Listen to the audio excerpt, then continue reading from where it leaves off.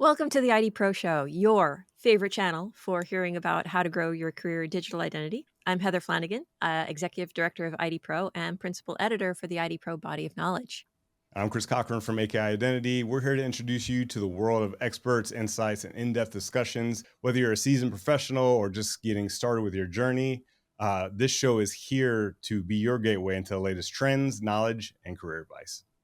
So today's guest is a good friend of mine and a person that you can thank or maybe blame for some of the biggest identity standards out there. I mean, Justin Richard didn't mean to become an identity guy, but here he is, a security architect, a standards editor, and an author who somehow makes OAuth sound kind of exciting, and I have his book. I think he is living proof that sometimes the best journeys start with, well, I guess I'll just fix this first. Welcome, Justin. Hi, thank you guys so much for having me. It's great to be here today.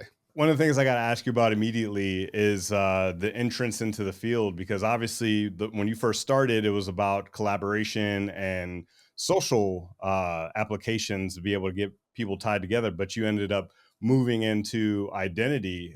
What prompted that shift into identity, or was it one of those solve this problem first and then it just never stopped? That's a great question. I like to tell people that I kind of fell backwards into the security and identity space.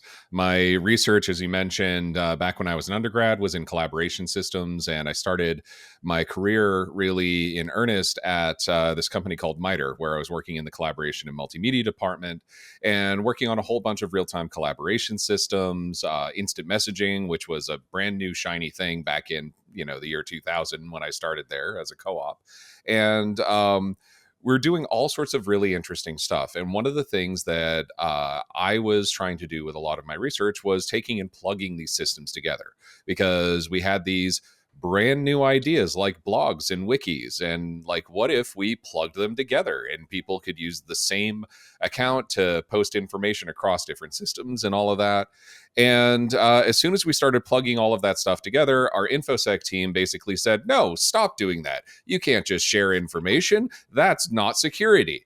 And so it was sort of through those ongoing conversations that I got to realize that, well, there's this whole other field here that I was definitely not considering when we were building out all of our collaboration systems. But I got to asking the question, how can we build out these collaboration systems and all of these things that really enable people to do work? Because that was what excited me about the whole computing field in the first place, is like, it's the people that make the machines interesting, right? Mm-hmm.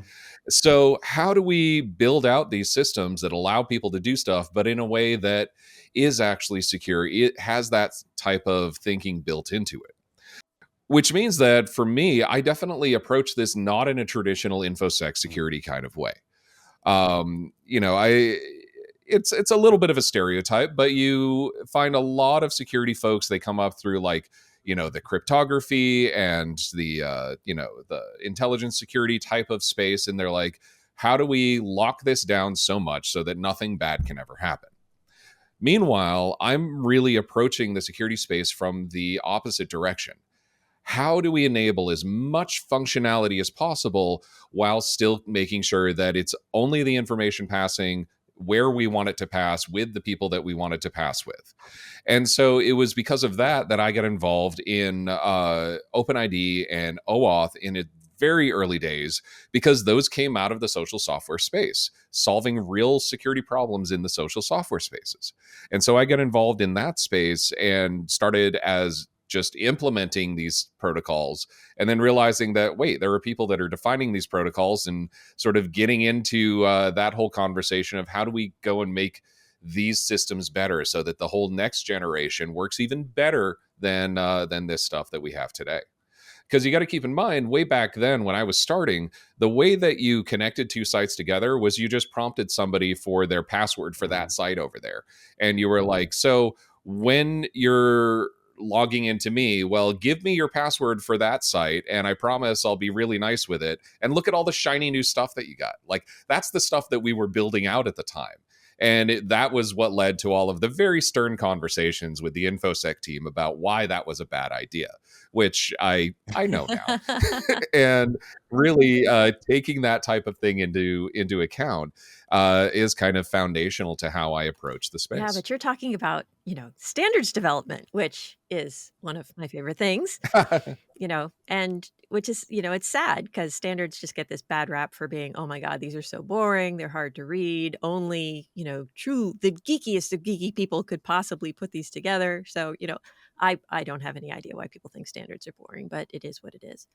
So let's dive into that for just a minute. What do you see as the secret sauce that makes working on standards interesting enough that you're still doing it? Well, I mean, Heather, where's the lie in anything that you just said that standards are boring and incredibly geeky and all that? But no, so the light bulb moment for me when working on standards is, like I said, I started out as just implementing and providing feedback to the communities about like, hey, we're building and deploying this out and it doesn't work quite this way. So this is how we've kind of hacked this to make it work. And that's how I started that conversation. But I was also at the time not interested in really being part of the standards conversation because I wanted to build software. I wanted to go make code, go do things to help people go do more interesting things.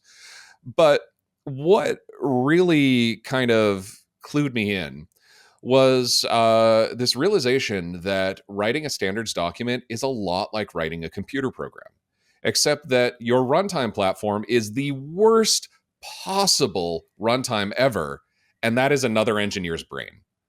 Because if you look at the standards text, all of this normative like shall and may and must and should and all of this other stuff, it really is a lot like programming keywords, except that what you're trying to get this thing to execute is you're really trying to make it generate code, make somebody else generate code that does what you mean it to do. And so, with that mindset of like, oh, so this is how we apply precision of language. This is how we apply like what you state versus what you don't state, what you deliberately leave open, and also the consequences of what you accidentally leave open. That's what I find really fascinating in doing this. Is it long and often tedious and often contentious? Absolutely. But just like with computer programming, at the end of the day, it's the people that make it the most interesting. Because just like people write computer programs, it's people that are writing these standards. Sure, there might be, tooling and input and all of this other stuff that helps. But at the end of the day, it's people making the decisions of not only what language goes in, but how that language gets interpreted. And that to me is a very, very fascinating sort of feedback loop of the whole process. I want that on a t-shirt. Writing standards is like writing code, but in the worst runtime environment ever, another engineer's brain. It needs a t-shirt. I think that can happen, Heather. I think that can happen. And let's double click on that for a second, because I mean, you have OAuth 2.0, you have OpenID Connect, and I mean, they're everywhere at this point. But what are some of the weirdest or most unexpected ways you've seen these standards used, and bonus points if you laughed or even cringed? So the thing is, with stuff like OpenID and OAuth, which I was a part of developing those, definitely not me myself, as like the only contributor by far. But those show up just literally everywhere. So it's almost like it's surprising seeing where somebody thought that they could come up with a better idea and drop that in instead, and kind of seeing how that works. But I do remember in the early days logging into Steam, the video game market app, right? Logging into Steam and watching it pop up a browser window and seeing client ID equals blah, blah, blah, and all of the OAuth parameters that I recognized in that URL as it was doing this login. I was just like, I know exactly what you guys are doing here. I know how this Mm-hmm. works. And I definitely, annoy my friends and folks every time where it's like, getting Netflix tied to a new set-top box or something like that. It's just like, I know how this works. And yeah, it's a bit of nerdy esoterica.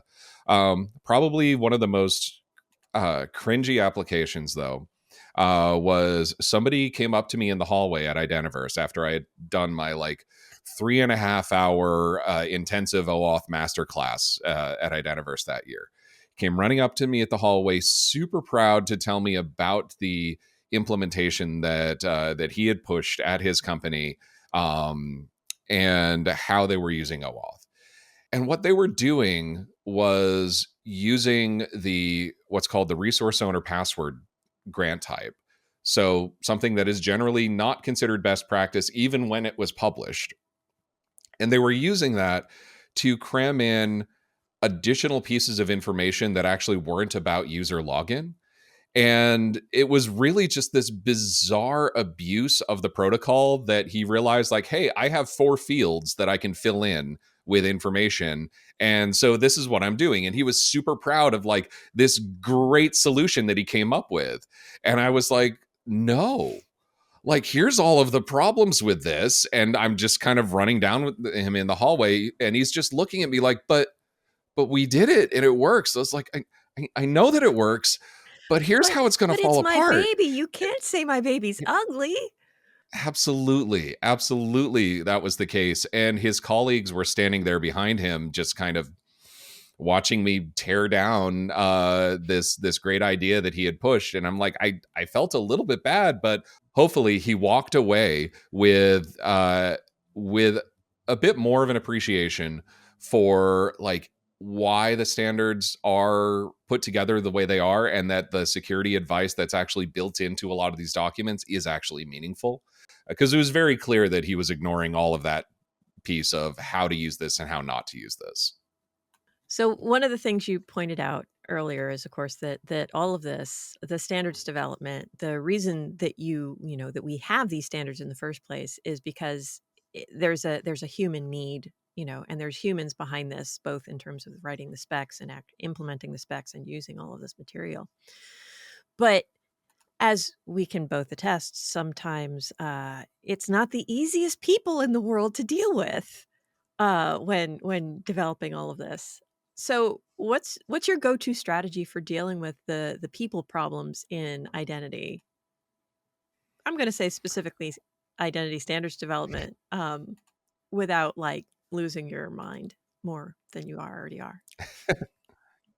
Right. I was going to say that's quite an assertion you're making, Heather.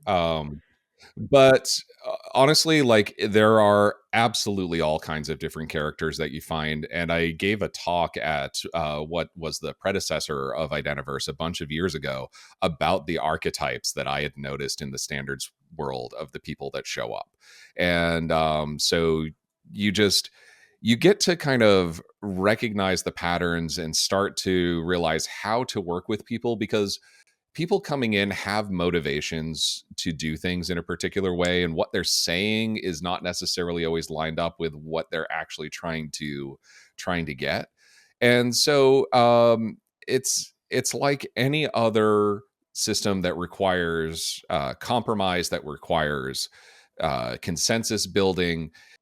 You've got to kind of put yourself in the brain of the other people that are having this conversation and figure out, is there a space that we can both go to that we're okay with? Maybe we're not both happy. Maybe one of us is happier than the other, but is there a space that we're both okay with, that this actually makes sense? And also, I find it's really, really important to put in the effort to understand where people are coming from, because it's definitely not always obvious. And somebody might be coming in and pushing something really hard because their company has a product that they're trying to push that's in that space, or they might just have a very particular niche need that they're trying to work against, or they just have a very specific set of experience that they're applying here, that either they're not seeing what other people are seeing, or other people aren't seeing what they are. There might be some valuable nugget of information that the really cantankerous person is bringing in. At the end of the day, though, you really, unfortunately, cannot assume a positive mindset and contribution is intended by everybody. There are people that gum up the process for the sake of slowing things down. There are people that come in and just try to bulldoze what they think is their best idea and just tear down everybody around them. So you do got to have a bit of a thick skin. You do got to have to know how to deal with people. But in the ideal case, in the best cases, though, It's really trying to find, where that common ground is, where that common space is. And in a lot of cases, one thing that a lot of people miss is that what doesn't go into a standard is absolutely as important, if not more so, than what does go into the standard. The spaces that you leave for other stuff is super, super important. And you need to leave those spaces very, very deliberately. To give you a negative example of how not to do that, there was a spec that got released a couple of years ago in the identity space. I'm not going to name which one, but the working group couldn't decide on how to shape something, and a couple of the companies that were contributing to this effort were like, you know what, we don't want to define this because that's like sort of our business's magical sauce. So they left a giant train-sized hole in the middle of the specification. And then suddenly one of the big internet companies came out with their implementation and they drove a train through the train size hole. And the shocked face on that everybody in the group was like, well, why would you do that? They're not allowed to do that. And I was able to say, yes, they are, because of this result of this conversation. The spec says it doesn't actually say anything about two that. things come to mind. One, someone asked me, just yesterday, how do we make the standards development process faster? And I was desperately trying to think of a polite way to say, make people not be people. And the second thing is, and this is something that's repeated in the IETF all the time, there are no standards police. These standards are by consensus. They're out there. There's no one that's going to say, you did it wrong, you're fired, you can't do that. Absolutely. And I think one of the best historical examples of that is back in the day, Microsoft realized that they had a web server and they had a web browser. It was the dominant browser at the time. And they could save a lot of time by breaking TCP. So instead of doing the syntax syn handshake of TCP that you're supposed to do as per all of the standards, Microsoft just started chucking data back as soon as they saw the synchronized message. There was no there was no, there was no channel setup. They did something very similar with teardown. What this meant was that when IE connected to IIS, it was blazing fast. When IE connected to, say, Apache or when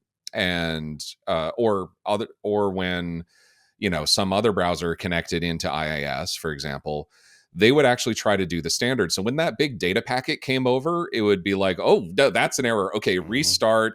Here's the synchronization. Try this again. And it would work. Like they would eventually comply to the standard, but they were doing their shortcut when it was only just their products. They really got raked over the coals for that. And to their credit, they fixed it. They fixed their TCP stack implementation so it didn't do that anymore. And the thing is, though, the only thing that made them fix that was the litany of Slashdot articles and everything where they got raked through the tech press about why this was a terrible thing that big evil Microsoft was doing. And so when they fixed it, it was like, okay, now you're doing what you should have done the whole time. The court of human opinion. You always got to play nice with your friends. Mm-hmm. One thing I got to mention, obviously writing a book is a huge undertaking. I've done it myself and it's not for the faint of heart, but for someone to literally write the book on OAuth 2.0, what possessed you to even take on that challenge? And what is the ultimate goal and what do you hope developers take away from that book? So the book was initially not actually my idea. It was my co-author, Antonio Sanso, approached me and said, hey, I'm looking to write a book about OAuth because there's not really a good one out there that touches all of the things that I wish it would touch. Do you want to write this with me?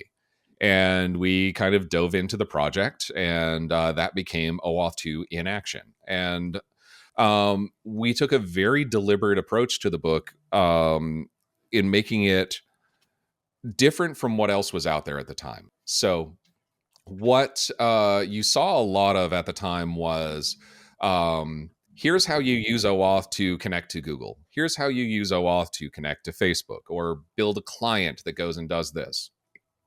What didn't exist was something that took the entire protocol soup to nuts, all of the different server pieces, all of the different interactions, and saying like, hey, this part is a train-sized hole in the OAuth protocol. Here's 3 different ways to fill it. And that is not the example I was giving previously, in case folks are following along with the metaphor. This is a different train-sized hole. But we wanted to make sure that people, even if they were only touching one piece of it, if they were only doing client development, which is far and away the most common, if they were only doing API development, building an RS, we wanted people to understand why the other end of the protocol was working the way that it did. So why do I have to do all of this, getting an authorization code and sending that back in? Why can't I just, use the implicit flow everywhere? Because isn't that so much simpler? Well, it is simpler, but it's simpler because it makes a whole lot of trade-offs. And we wanted to bring people through that in a very logical and sort of technical step-by-step. Here's how you build each of these pieces to get people to understand how it goes through. So the biggest thing that I hope people come away with from that book is a deeper understanding of what the whole ecosystem really intends to be, what all of the moving parts are there for, and why they move the way that they do. Because one of the biggest questions that I got when I was doing a lot of OAuth seminars and stuff is, which version of OAuth 2 do I use? Do I do implicit grants? Do I do clients? Do I do passwords? How do I decide that? And the answer really ends up being, well, what are you trying to accomplish with it? Right? What is the space that you're working in? Because all of those different parts move that way for a reason.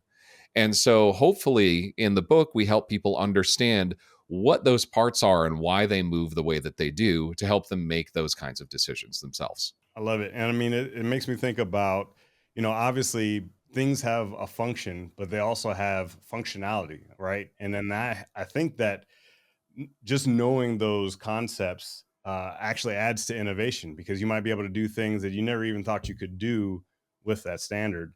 Uh, One of the things that happens all the time in cybersecurity is we have buzzwords, right? Buzzword here, buzzword there, and words mean something.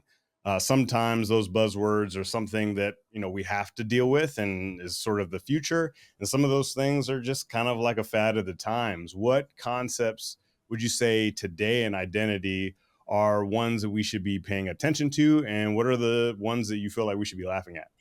Oh my gosh. So you're making me pick which kind of hate mail I want to get.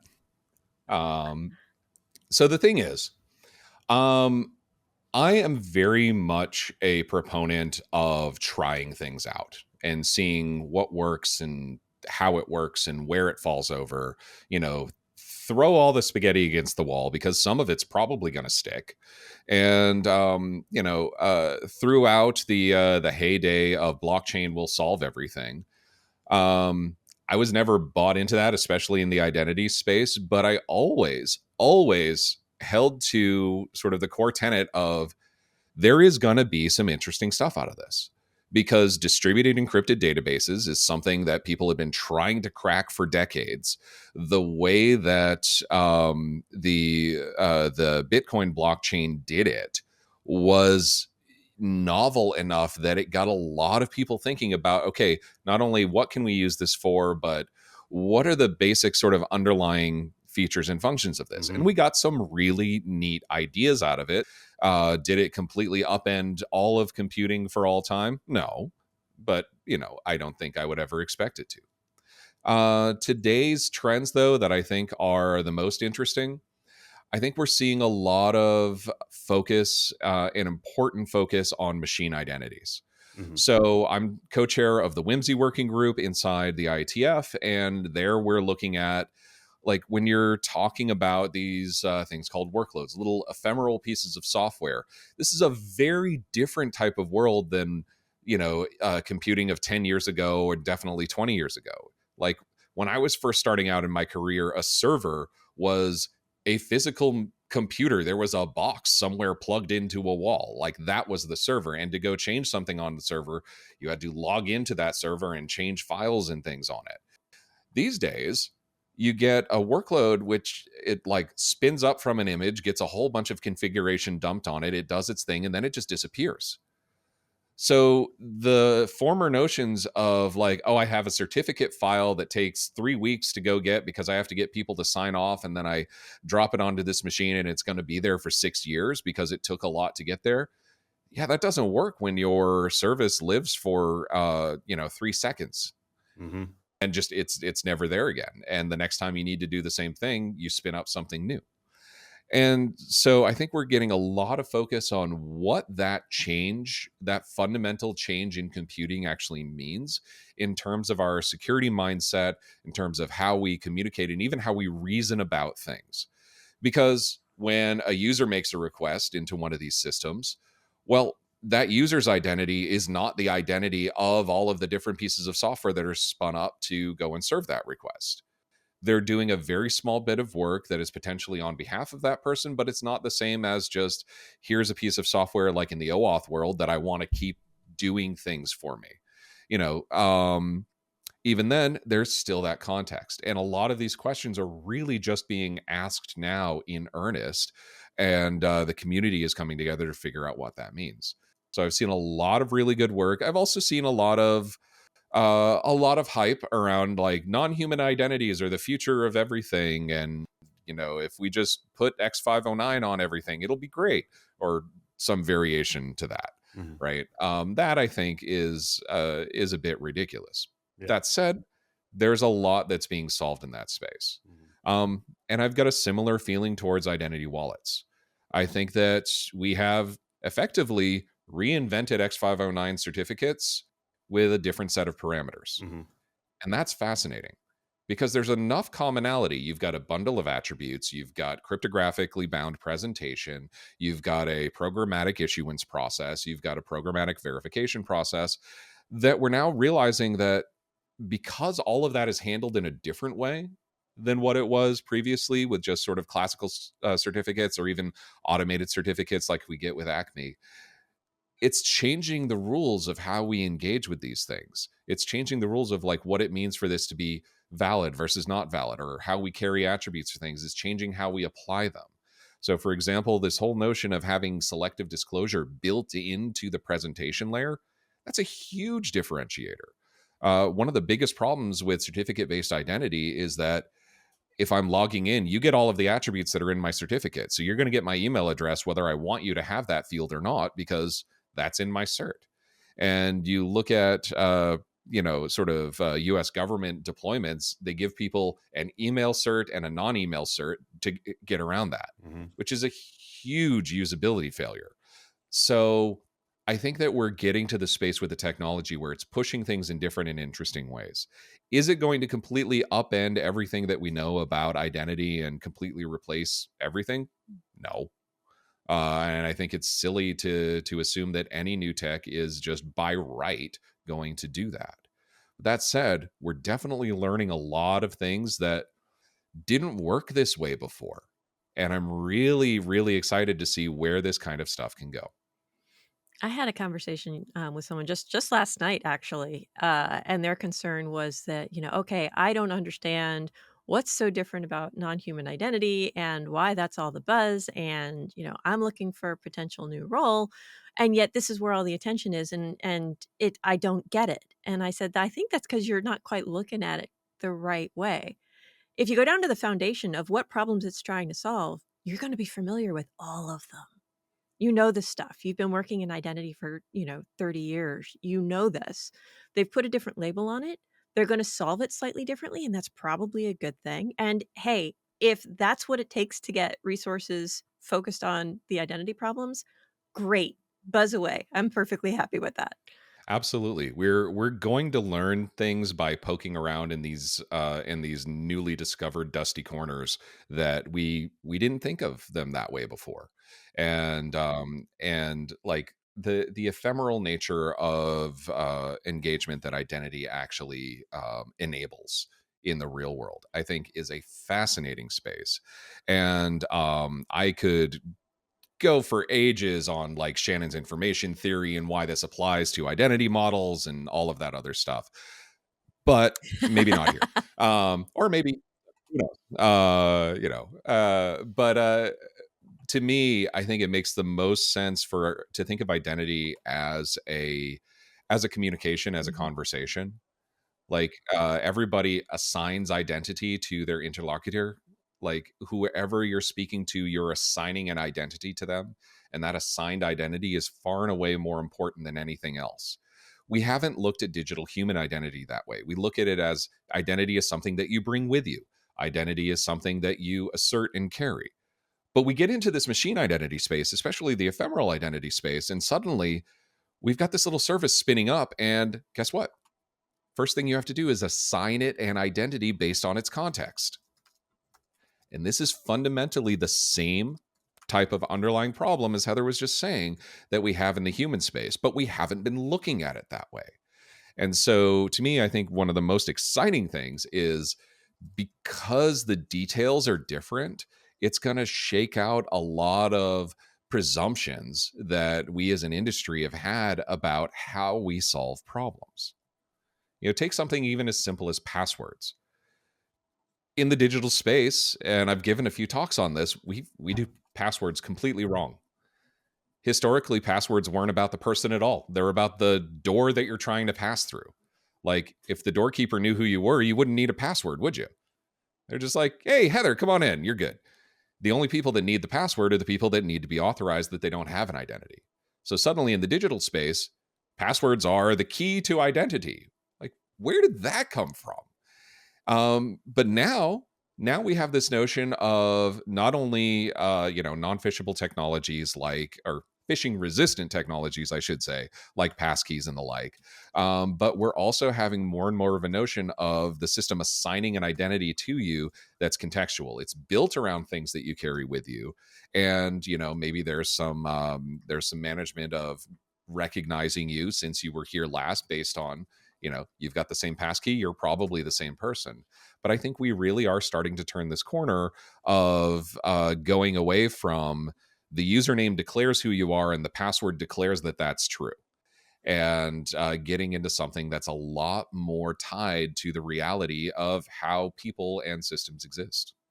Some of what you were just saying was it it tied into what I've been thinking about with the NIST 863 work and how they have finally, split up. It used to be like the one big body of work, and now it's actually divided into a lot more things to be a lot more reasonable to recognize a lot more differences in the identity space. And so now I'm gonna dive back into standards work because I love it so much, right? So you've worked on these standards. You worked on NIST 863, and I'm not gonna ask you about NIST. What I wanna know is what's more difficult, nailing down the technical Mhm. requirements or surviving all the meetings that you have to go to talk about them? So it's a different skill set for each of them, and neither really lets you skate by. So yeah, it's a lot of meetings, but it's meetings because there's a lot of conversations. Now, government meetings especially have a reputation for being tedious and long and boring and all of the stuff that we were Didn't we talking just say that about about before, standards right? development? Exactly, exactly. Um, but the thing is, especially with 863 and other NIST documents specifically, they're written as requirements documents, as guidelines and requirements documents. So they can't say this is what the solution is. They say this is what the solution needs to look like, right? These are the attributes and aspects that the solution has to be. And so getting to that language is really difficult. And it was a very different way of thinking than what I was used to in the technical specification space, where you can just say, it's this many bits on the wire in this order. Go. If you don't do that, you're not doing the protocol and go away. You can't do that with a policy guideline document like 863. You have to say you have to phrase those requirements in a different way, that like the system must have these aspects, however they get fulfilled, this is how you measure the result. And so, like, getting to that mindset of thinking was definitely a journey. So I've worked on 863 since revision 3, which the final version of that was published in 2017.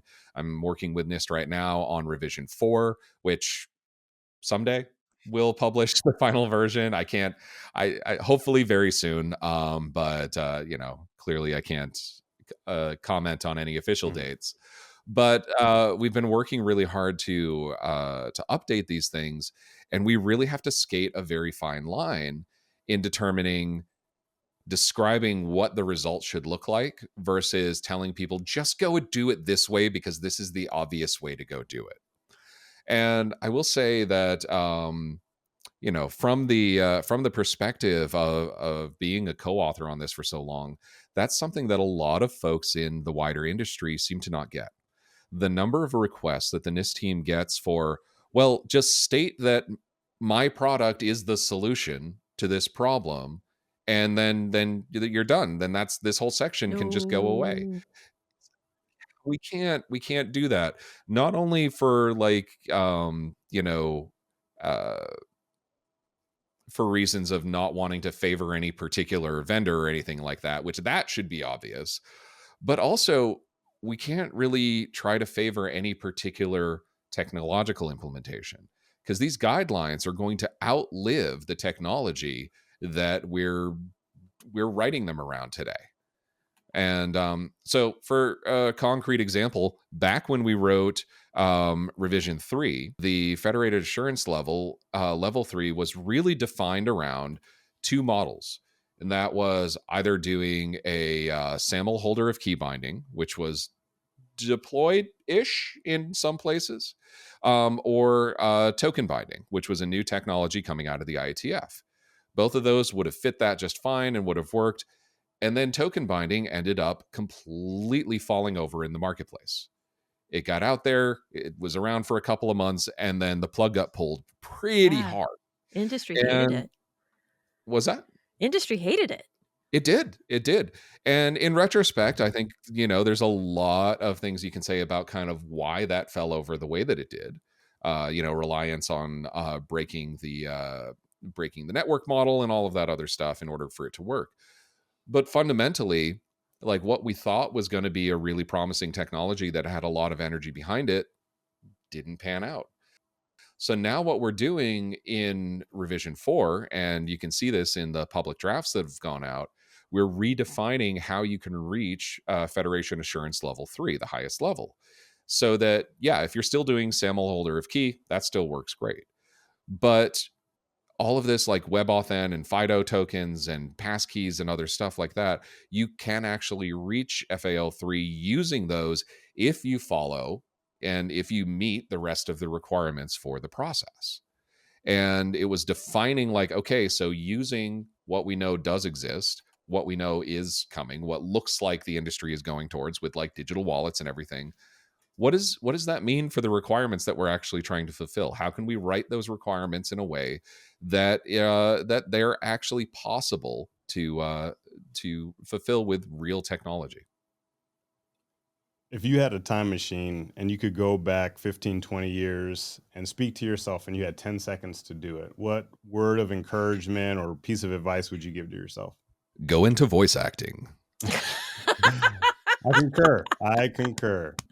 Yeah, if you can break into that industry, probably a lot less stress and better money. But but really though,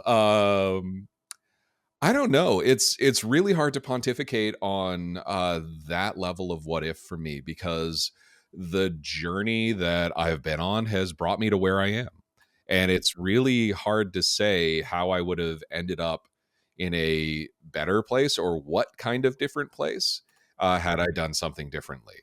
So I think the best advice I could have given to myself was maybe learning a core piece of advice that my mentor gave me, but even younger in life. And that's I had a fantastic mentor in my job at MITRE. And one day she took me aside after a particularly contentious meeting and presentation and said, look, it doesn't matter how right you are. if everybody in the room is too mad at you to listen. Mm. And man, did I need to hear that. I didn't listen very well at the time. I know that. But that stuck with me and continues to stick to me to this day. So back to Heather's previous conversation, how do you deal with all of the characters in the identity space? Well, first, try to make sure that not everybody is mad at you, right? Try to work past and through that emotional human aspect, because at the core, it's people. It's people building these things. And so getting to the place where you are communicating, where you are listening, where you are able to say, okay, that's great. And here's something else that we can do, or here's another way to look at that. Right. So embrace the yes and nature of the consensus building process. I love it. Well said, and a perfect way to close out this great conversation. Justin, thank you so much for hopping on the mics with us. Huge thank you to AK Identity and IDPro for allowing Heather and I to do this. And I guess we'll see everybody in the next episode. Thanks, folks.